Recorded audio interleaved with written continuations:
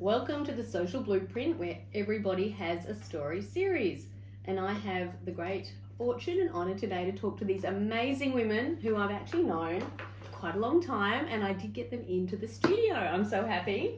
So what we have today are two co-founders and co-CEOs, and they head up a business called b.box.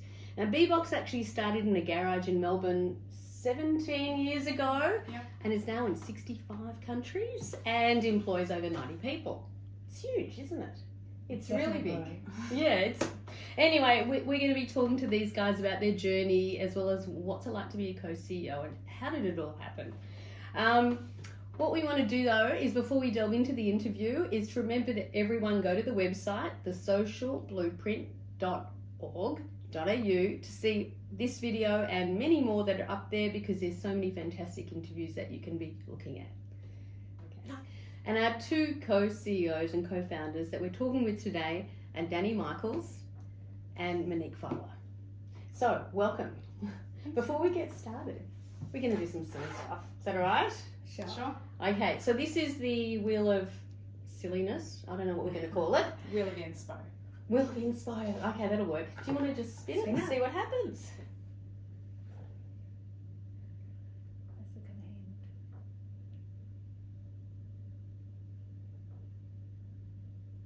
Where are we? What did we land on? Your favourite song. Favourite inspo song. Okay. So I would say I Will Survive. Because some days it feels like I'm just surviving. Yeah, fair enough. Do you listen to it often? My daughter's a singer and she often sings that song, so get to hear her singing around the house. Oh, great. Okay. Dan, for you. All right, let's see what happens. First job. So my first proper job that I paid $4 an hour for was at McDonald's. So I think lots of people probably started their careers at McDonald's, but I would say my first career job was a journalist at the Jewish News in Sydney. So that was where I started. And do you use any of those skills today? I use all of those skills today. I do a lot of copywriting and marketing writing still for the business. So yeah, I'm definitely still got my fingers in the writing pie. She makes a good hamburger. Always handy. Always handy. Well, I'm going to start at the very beginning, because you were both young mums and you realised there was a problem to be solved. Can you tell us a bit about how it all started? So we became friends in London.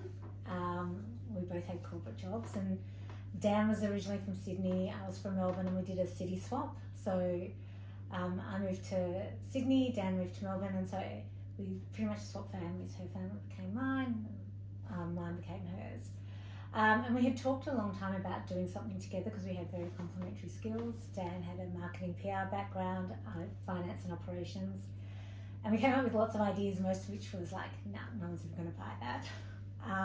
And it wasn't until Dan was flying to New Zealand with Sophie, who was 6 weeks old at the time, and she came back and said how impossible it was to change a nappy on the plane. And that's when we started brainstorming and came up with our first product, which was the nappy wallet. Which was actually called the Essential Baby Box, which is where b.box comes from. It stands for baby box. So when we started introducing more and more products, we were like, now you can't just be the Essential Baby Box, we need to be a proper company with like a brand. Yes. And we were like coming up with all of these ideas, and it was Rowan, Mon's husband, that was like, you guys are way overcomplicating this. It's just going to be b.box, because no one other than you knows what that stands for. Mm-hmm. But we get asked about it all the time, so it stands for baby box. Baby box. Which is where we all started. And then you're very famous for a sippy cup as well. Tell us about that. So we had a couple of products in between. We really saw opportunities as, benefits of being young mums with kids. We kind of created products or found gaps that we had ourselves, and asked a number of people, obviously, and did focus groups, and we worked out pretty quickly the opportunity was from changing at home and on the go, and then feeding on the go, and then drinking on the go, which is where the sippy cup came into play. And I think we just hit a really sweet opportunity in the market. The cup itself is a very cool design. It hadn't really been something that was introduced into Australia before. We are really well known probably for our colours, and they're collectible almost, which is lovely. Like you go to creches even now all over the country and internationally, but definitely in Australia, and every other child's got a b.box sippy cup, which is, it still like gives us a buzz that we spot everyone's prams. It's like, oh yeah, you're okay, you've got a b.box. And, no. But yeah, so the sippy cup really kick-started, I think took us from being a really established local brand to being a real player in the industry. And it's interesting you're talking about design, because when I have a look at really your timeline, your company has won so many awards for design in particular. So clearly that's very important for you guys.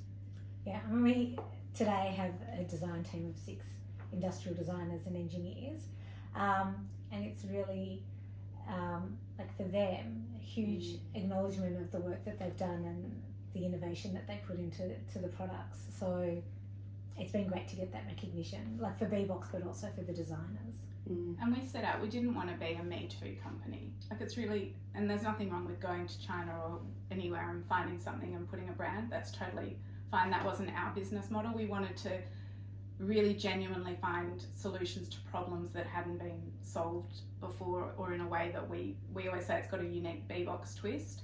So our senior designers today have been with us a long time. Our head lead product designer has pretty much worked on every single b.box product bar 2 in various capacities along the journey with us.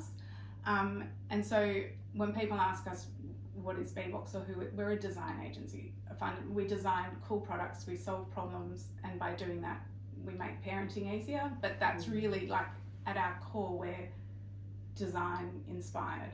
So we're always asking like, well, how is that different than what's on the market? What problem are we solving? And we've solved problems that probably didn't exist. They wouldn't necessarily have been our best products we brought to market, but you learn along the way. The safety and sustainability are really important as well to the products. How do you go about making sure that you are on top of things and you're ahead of the curve if you can be? So safety is probably our number one priority, because we do make products for kids, we want to make sure they're as safe as possible. So we make sure we test everything to international standards, and sustainability as well. So when we're picking materials, can they be recyclable? Can they be pulled apart? Can we sell spare parts? So with a drinking cup, you don't have to replace the whole cup, you can just replace the straw or an O-ring. So a lot of thought is put into the design when we're designing. And I think we're also, the sustainability, because it became like an on-trend word, and everyone's like, oh, it's green, and if you put it in a recycled cardboard box, then it's eco-friendly. And that's not who we are. We're eco-friendly, but we're not greenwashing. So the quality of the products, the fact that you can pass a product down through 3 or 4 kids, as Mon said, you can swap out a straw and you don't have to replace the whole cup. And b.box is really well known for its replacement parts, and that's a real USP for us, is that you can walk into Coles, Woolies, Chemist Warehouse, wherever, and you can buy a replacement straw pack for the sippy cup as an actual product sitting on the shelf. So it's a conscious decision to sell spare parts, which is sustainability, and it's also obviously convenience and gives people more value. But we've just redone an entire packaging project, which was all about making our packaging more sustainable and reducing the amount of plastic that we have in, and that balance that you have of the consumer wants to know it's clean and hygienic for the baby, but it's eco-friendly and you haven't wasted. So there's a lot of thought that we put into safety, quality, sustainability, and design as well. And design. It's just good. inherent in the design though. Yeah, they look really good. It's a real game changer, because I remember when my kids were younger, and if something didn't work, there was no such thing. You couldn't just replace one single part. You basically had to get rid of it and start again. And the amount of waste that would have gone into that, you've solved for that. Yes, correct. Yeah, that's fantastic.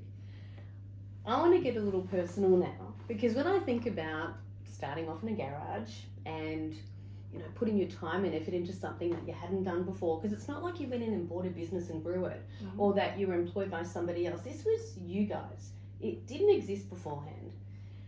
That takes a lot of courage, tenacity, chutzpah for sure. We had that. We had a lot of that. Do you want to tell us a little bit about, there must have been times when you were a bit scared, that you weren't sure about things, and How did you handle that? I think it definitely helped that there was two of us. Mm. I always say it's much easier to jump off a cliff when you're holding someone's hand. Mm. I think both of us would agree that if b.box had just been me or just Dan, it would. We wouldn't be b.box.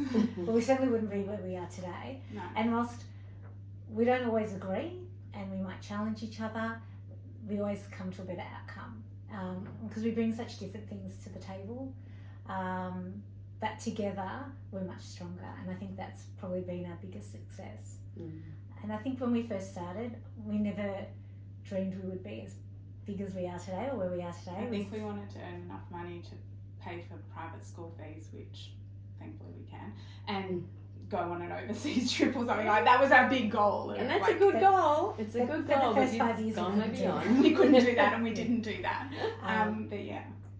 But no, it's been amazing to sort of look back. But certainly, like when we do things like the Christmas party with the whole team, to sort of be able to stand back and it's like we created that, and it's not just the team; it's the friendships that people have created, and hopefully they've made lifelong friendships. And it's nice to know that we've been part of that journey for people. One of the things that I think about is you don't often hear about co-CEOs, and what you just described there and how you put it was that you both know that you're better together, even though you may not always agree on everything. I think that's incredibly admirable and very tricky, because you hear about a lot of partnerships where one partner wants to go in one direction, another one wants to go another one, and then the whole thing just tears apart. I couldn't possibly continue working with that person. But you've been doing this together for 17 years now, so you've clearly found the way to move forward. I think a big thing for us is we come back to friendship. I always say I've got two sisters, but one's my older sister. And just like sisters and family, you're going to disagree, and for better or worse, and we've had a few you don't really slam down a phone anymore, but we have had a few in the early days, slamming down the phone moments. But then you pick up the phone again and you go, right, now I can breathe, let's talk this out. And we just talk it out, and we're like, where are we wanting to go? And we might not agree on the best way to get there, but we know that the end goal is where we both want to be. And so it takes compromise. Sometimes, and sometimes it's easier said than done, but it's putting ego to the side a little bit and going, one of us doesn't have to be right and wrong. We just have different opinions. So let's either try it. But I can't think of a time, well, hence we're still sitting here together, but I can't think of a time where I've gone, no, I don't want to do this with you anymore, or I'm out, I'm done. That's not where we've gotten to. And I think because we, it's an old adage, you don't hang up the phone angry, or you don't go to sleep angry. We don't go to sleep angry. And as Mon said, having these robust discussions about business, it's just never personal. Like if it's about business, the end result is always going to be stronger and better. I guess we've been better at having those conversations as this team's grown, probably more behind closed doors rather than mum and dad fighting in front of the kids. In front of the kids. But no, I actually think the fact that we are still passionate and we have big ideas and we challenge each other is to the business as a whole's benefit, but I think to our partnership it's a benefit. Yes. Sometimes we need to remind ourselves of that. But I think fundamentally that's why, as co-CEOs and partners, both our husbands are in the business now. I was going to ask which you is about a different that in dynamic. a minute. But they know, and they would tell you, our relationship, don't touch it. Don't we can all disagree, but that's sacrosanct. So we have to invest in our time together as well, and we have our strategy weekends. But they're really important, because without that friendship, then I don't think the partnership would be as sustainable and strong, because you wouldn't have that recharge. Yes. I don't know. Yeah, and I also think we bring such different things to the table. So whilst there is a lot of overlap in the business, because we're interested in everything that's happening, I came with a finance and ops background, Dan was marketing and PR, and so we have our own lane. So whilst I will still have an opinion on marketing, Dan will still have an opinion on operations and things that are happening in the business. We each have our own superpower, and so that helped. And certainly in the early days, we always knew we wanted to be bigger than we were. So if someone called, it'd be like, well, let me speak to the warehouse, and I'll speak to my marketing manager. And it was just the two of us. But we had about 15 I love different that's the chutzpah, times. isn't Yeah, it? That's the chutzpah. So, and I think that's been a big strength for us, is just the number of different hats that we can wear. And I think we respect each other. That's obvious. At the end of the yes. day, it's, as Mon said, I might have an opinion, but it's just an opinion. Like, I'm certainly not the authority. Don't ask me anything to do with IT systems. That's not my superpower. Get me to write copy or do a brand campaign. That's my, and because we know each other's superpowers, Yes. I don't want to mess with that. Like, you do you. Yeah, mutual respect and trust. Respect and trust is, Yes. I think, and when I think you hear stories where it doesn't work, it's because that mutual respect and trust isn't there. Yes. Well, you mentioned something as well that, so you started it and it grew, and I'm holding hands and you're still holding hands, and there would have been scary times and a lot of fun times, I'm sure, as well. Well, I'm sure there's lots of giggles on the plane and lots of mishaps along the way that you can share. And then the husbands came into the business. How long ago was that? So it was 7 years ago. 7 years ago. And that would have been transformative as well. Yeah, it was a big decision to go from the two of us to 4, and up until that point, the boys had a job and had an income coming in, and it was great to be in a position where b.box could support both families. I think the transition was probably harder for me because I looked after finance and ops, and Ron came in as CFO, so I was handing him over my baby, and it was like, this is how we do things, and he'd be like, well, I want to do it this way. I'm like, no, this way is better. Ben came in as head of legal and IP, and that was never a skill that either of us had, so I think that transition was a little bit better because it was like, okay, you can none of you know about that bit. And that's great, and we still don't. We're happy for. And both the boys had been involved. Like, I mean, they were we kind of, yes, we started at home, but we approached the business from day one as a viable, legitimate business. I mean, challenges, we had this brainchild in the middle of the GFC, so everyone's like, you guys are nuts, you're giving up corporate jobs you could go back to, you were earning good money, what are you thinking? I think we definitely knew we'd had a turning point when people stopped asking us when we were going back to work. That was a big turning point for us. We were like, we're pretty busy right now. Yeah, we are working. We're working. So that was a big thing. But I mean, the boys had always been involved and sort of their side hustle. I mean, Rowan has packed his fair share of orders when Mon and I were travelling, and we'd be phoning in orders, and he was in the garage picking and packing. So we call him VP of Logistics. Yeah, he's the VP of Logistics for a while. But we presented to them. They were like we still call them Bowen, but they were the advisory board. So it was a real collective from the outset. But them coming into the business, because again, they were coming into established areas of the business, it's only been an advantage. Yes. For us. I mean, we wouldn't have brought in people of that calibre into the business had we not got some mates rates. But I definitely think that the 4 of us together, it's a pretty unique mix of skills and different areas that we just coexist, I think, really nicely.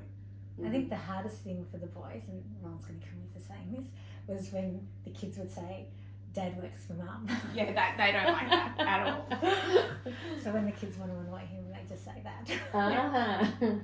And what does he say? How does he respond? He just gets a bit grumpy. I think he's used to it now, but it was like, I think genuinely that was a hard thing for him to get over, that he worked for Mum. Well, Mum was the boss. Well, I was going to ask you, has there ever been a situation where you've turned up, say, at an award night or something where people have looked at you and looked at your husbands and not recognised that you guys are actually the brains, the founders and the CEOs? Has that happened? It has happened several times. I think that one year we won the Small Business Exporter of the Year, and we went, and there was like lots of government officials there, and someone who was sitting on our table went up to Ben and Ron and said congratulations on the award, and they were like, yeah, this wasn't us. So that was like, it's frustrating, and I think that people just assume that if you're women it must be someone else. We were in the warehouse once and Our warehouse manager was a lot older. He's probably 60 at the time. Mm-hmm. And someone came in and started asking him questions. He's like, I don't know, don't ask me. I'm not the boss. And they just looked so confused when they saw us. So it does happen quite a bit. But we're in an industry that is very female dominated, so it probably doesn't happen to us as much as perhaps some of the other industries. I think it's also people's opinions outside of the industry that we're in. So we get, oh, you guys are so lucky.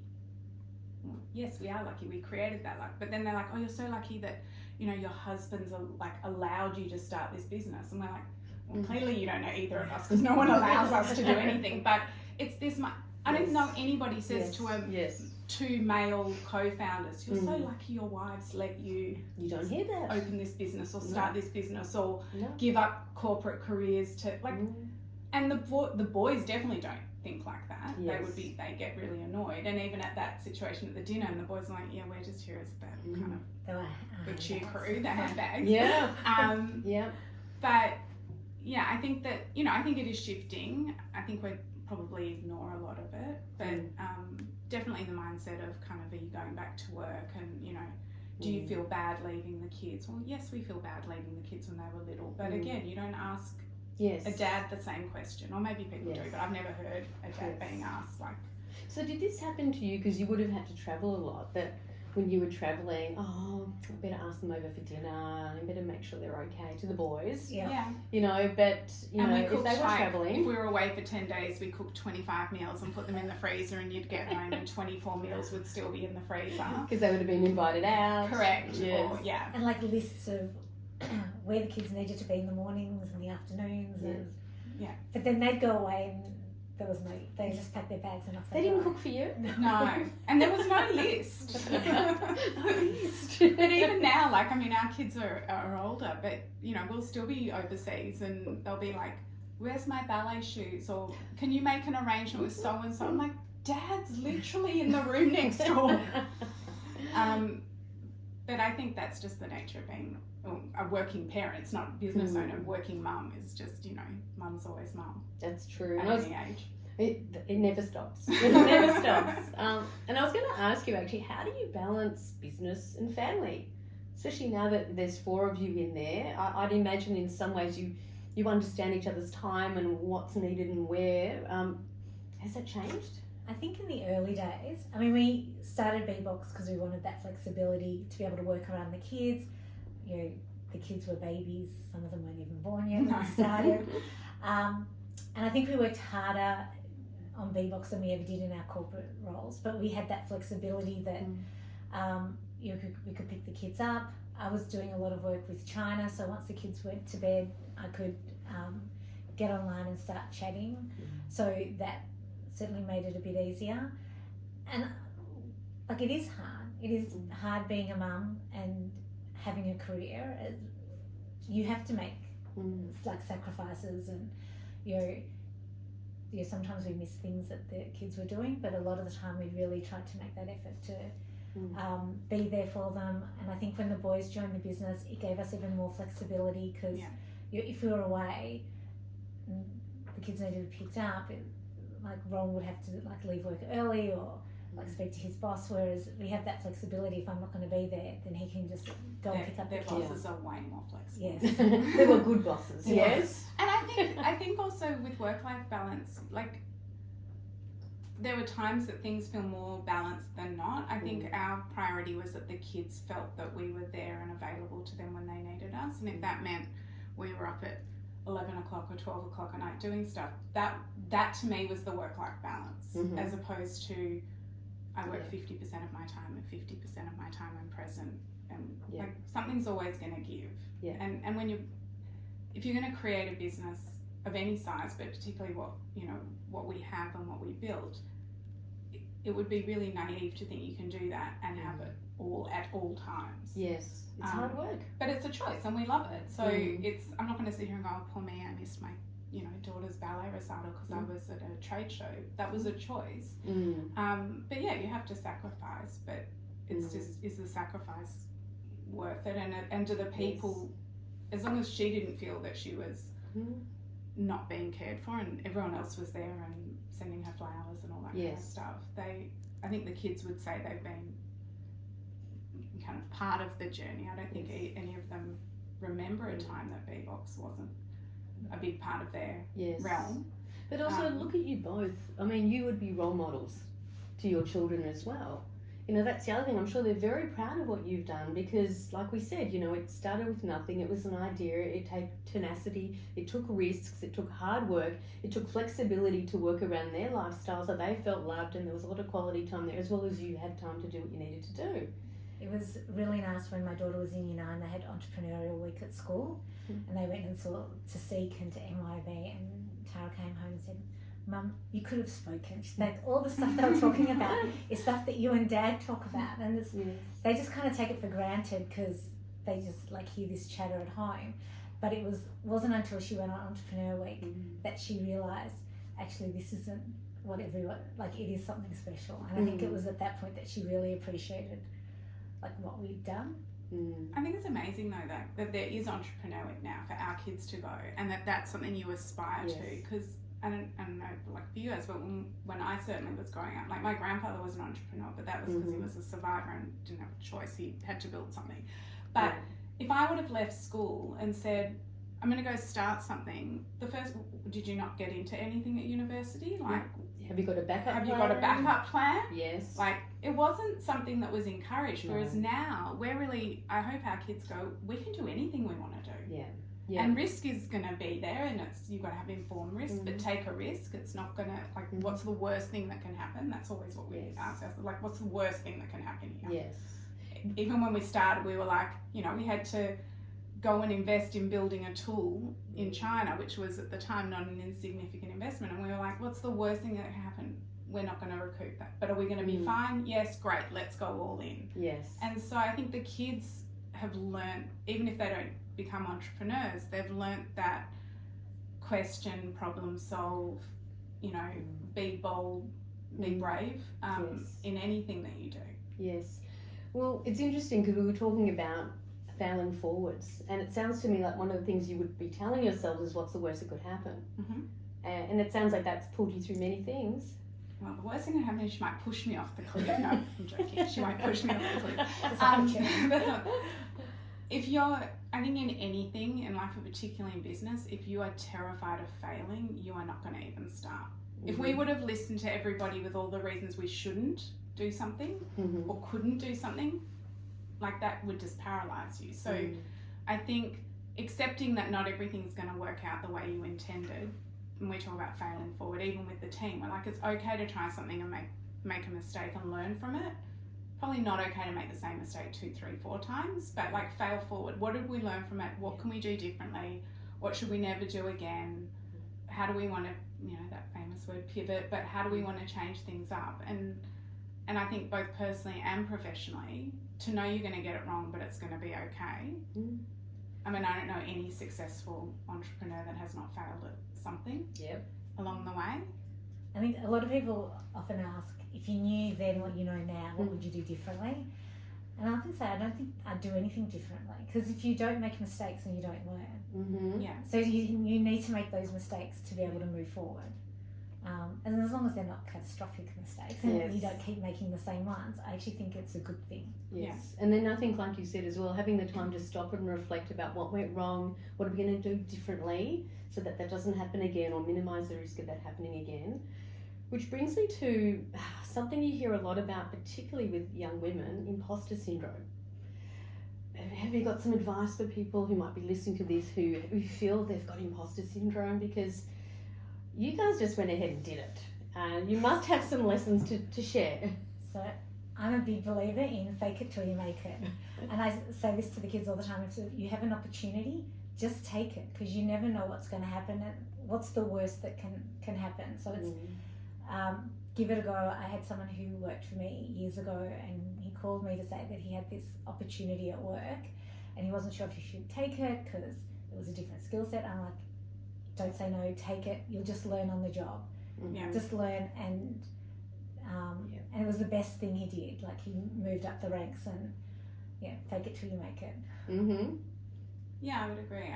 I definitely, I think imposter syndrome for women as well, and I'm not going to claim credit for it, but someone said, you know, if there's a job interview and there's 10 criteria and, you know, and you meet 7 as a woman, you'll go, oh, there's 3 I don't meet, I shouldn't apply. And and a male counterpart will go, oh, there's 4 I meet, I'll wing the rest of it, which is what Mom's saying. And I think that's where we're our own worst enemy sometimes.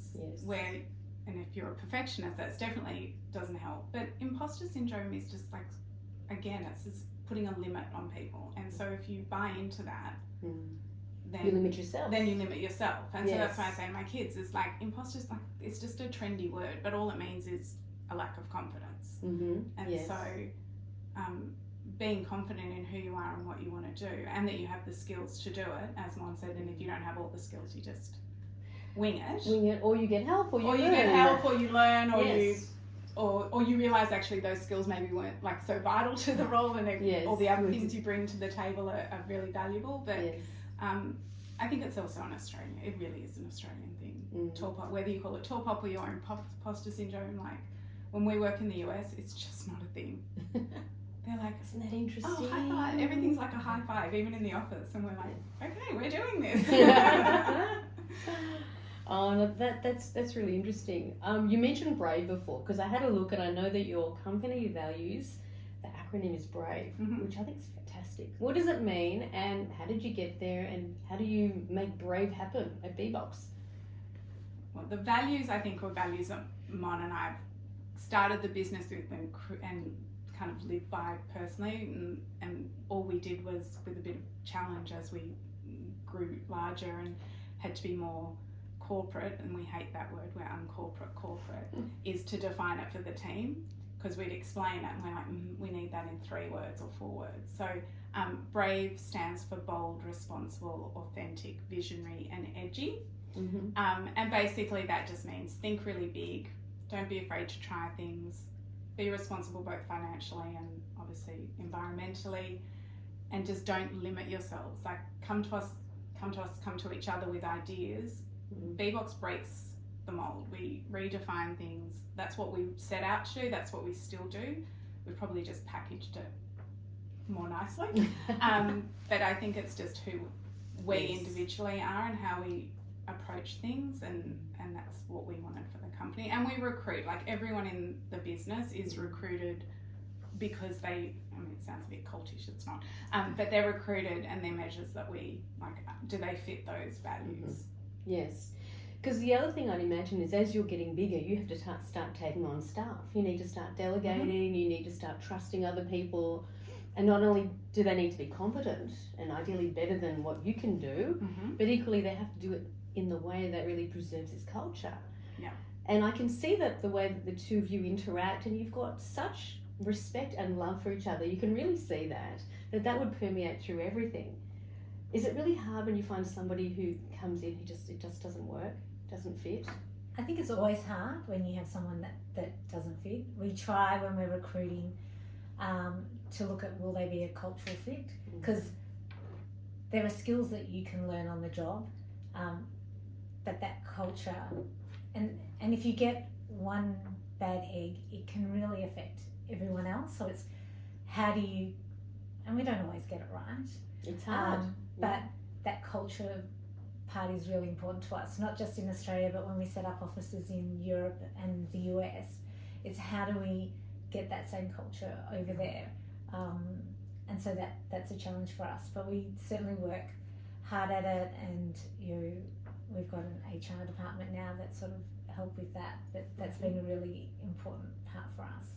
Like we want to have that, we want everyone to enjoy coming to work, and it's fun, but you have to be serious as well. It's not just all fun, but and we've got a warehouse sale today, so I was just down in the warehouse and it was so nice to see. There was like 15 head office staff down there, and everyone was happy to be there and get their hands dirty. So I think that if somebody didn't fit the culture or the values or kind of the vibe of who we are at b.box, I don't think they'd probably be there for very long, because I don't think it would work for them, and it definitely wouldn't work for us. But I think the collective, like there is such a camaraderie in the office, and there's that genuine sense of we want to be here and we want to do what we're doing, that's what's exciting to us because it's genuine. And, you know, I mean, we always joke, like, Mon and I get switched around all the time, and someone will say to Mon, oh, I spoke to you about it the other day. And she's like, that was not me, that was the other Mon.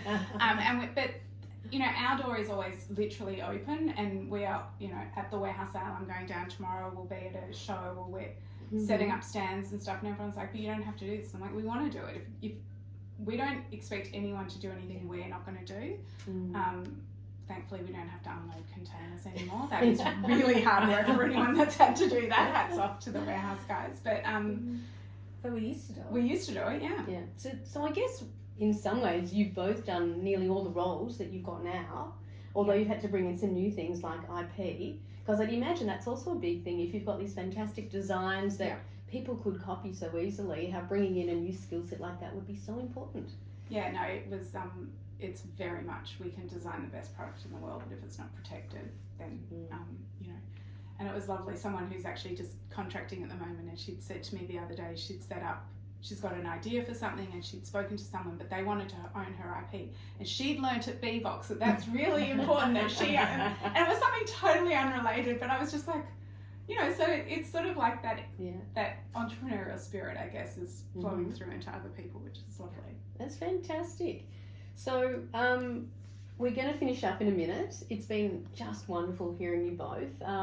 One of the things I've heard you say several times is one of the things we wanted to do was just make it bigger and make it bigger. Well, you've got an office in Europe, you've got an office in the US. Is there more? Is it there bigger at this stage still? I think certainly in the US and Europe, there's like so much potential there for us, and we've got some great markets over there, and it's just continuing to grow that, and that's really where our focus is today, is world domination. Why not? Why not? We want every child everywhere to have a sippy cup or a drink bottle. You heard it here first. Or a lunchbox. Whatever you Any of them. Any of them. Look, I want to say thank you so much, Mon and Danny, for talking to us today. I think people have learnt a lot. I mean, they're having fun and they're doing well. Isn't that the ultimate, really? Yes. Yeah. The absolute ultimate. Yeah. So time has actually flown so quickly. There is so much to cover, and we covered nearly everything I wanted to cover. Amazing. Look, it's been just wonderful chatting to you today. So Dan and Mon, thanks for coming in, and hope you enjoyed it. We did. Thank you. Thanks for having us. My pleasure.